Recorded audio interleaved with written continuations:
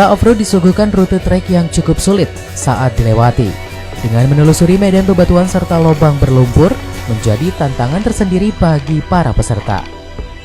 Namun ketegangan seakan sirna karena para off-roader dibuat takjub saat melihat pemandangan alam yang masih asri dan segar.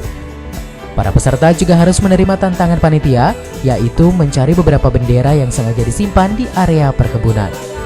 Tambah besar ya, kita harapkan sistem organisasi kita benahi, kemudian harapannya banyak lagi peminat yang bisa bergabung sehingga mobil ini benar-benar bisa dilestarikan karena masih kabilator kan, jadi mobil antik suatu hari nanti harganya bisa naik. Apa lagi? Yang kedua tentu silaturahim.